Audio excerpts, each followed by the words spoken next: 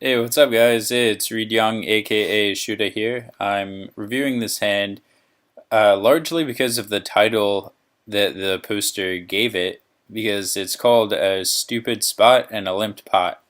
And other than rhyming, I think it's going to be a pretty cool hand to review because I think a lot of people don't really give the weight to limped pots that they deserve. If you really think about it, there's a lot of times where some weaker player open limps, someone completes in the small blind, and then you're in the big blind and just check, or maybe you're the guy in the small blind and completing with some sort of hand like 7-4 suited or whatever weak type of hand you decide to play in that situation, just with your great pot odds, the understanding that the big blind's not going to go crazy a lot of the time, and that the person who open limped is likely a weaker player who's not going to give you too much trouble if you decide to have a pretty healthy, we'll call it semi bluffing range on a lot of different flop textures. So here, the middle position player open limps, which I guess is also the hijack here. The small blind completes, and we check with our queen two suited in the big blind, and I think that's pretty obviously going to be a solid play here because raising, I think, just gets called by the open limper very often, and you're stuck in a lot of weird post flop situations. Although I think a lot of people could stand to raise a bit wider of a range in spots like this because the small blind completing is actually a pretty big show of weakness where I think almost no one really slow plays that often in the small blind by open limping, and I'm not sure if it's just because they think it's going to be so much more worth it to raise and face the weaker player who's open limping with a stronger hand, versus trying to like limp re-raise, squeeze, or something like that. I just don't see that many people slow playing in the small blind, and even if they aren't slow playing with their weaker hands that they're completing with, like I mentioned 7-4 suited earlier, I don't really see or expect many people to be limp re-raising as a bluff in that situation just because they probably don't think they get a lot of credit for it.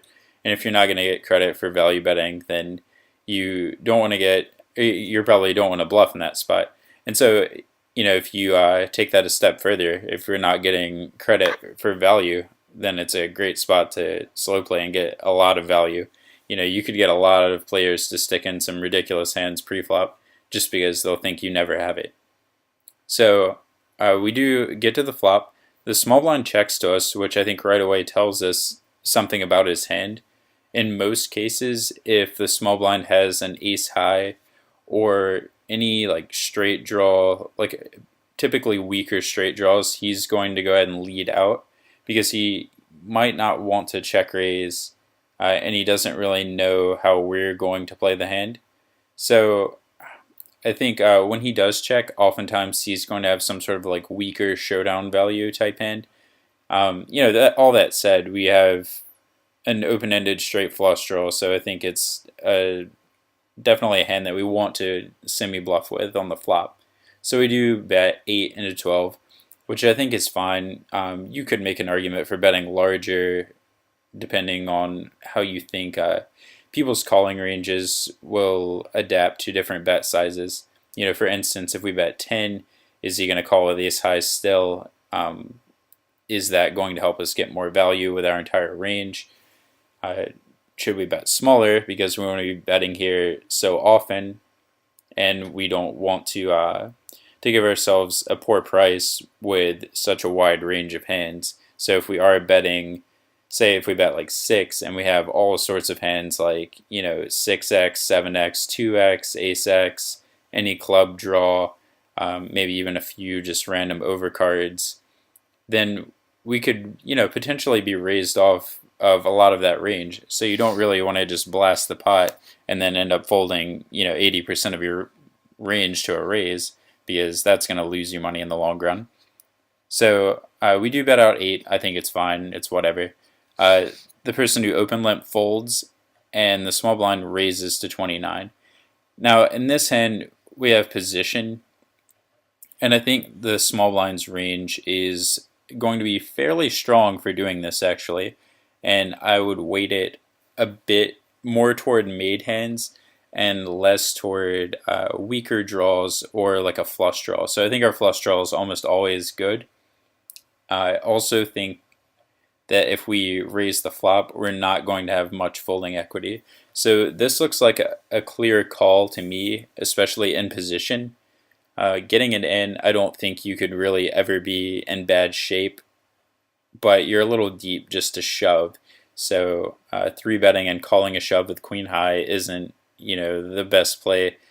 So maybe you could work this into your, call flop and then shove over a turn bet range in an attempt to fold out, maybe a hand like 5-6 that he could check raise and play this way, or just 2 overcards that are trying to semi-bluff now that the weaker player is already folded, and it's pretty likely, like we were talking about earlier, that we have a pretty wide leading range.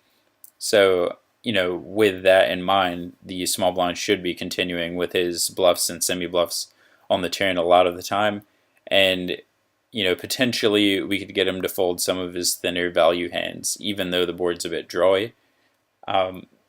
Also, something that I think a lot of people don't really consider is how much this board can change. Granted, basically most changes to the board texture, like a 4 straight or a flush card, help our specific hand. But if you are calling here against a range that you expect to be made hand heavy, you could probably do it with a lot wider range, like 6x or something like that, expecting your opponent to play fairly straightforwardly on club, turns, and rivers against your hand, because I don't think he has a flush draw here really often at all. Check raising and getting it in this deep in such a small pot isn't really going to work out for him as best as a lead would. And a lead also gives him the opportunity to trap you in between the weaker player and himself, so he could get some more money that way if you have some sort of marginal hand. Also, he's not really worried about getting raised that much, so he can kind of take the best of both worlds with a lead.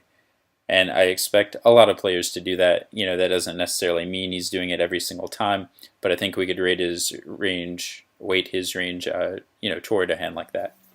So if you guys like this video, share it with a poker buddy. We're up to like 330 subscribers right now. It's awesome that you guys have just been telling everyone and hitting that like button. I see the likes to go up like every video. So if we could get this one to 15 likes, it would be great, and I would appreciate it. So thanks, guys. I'll see you in the next one or in the comment section.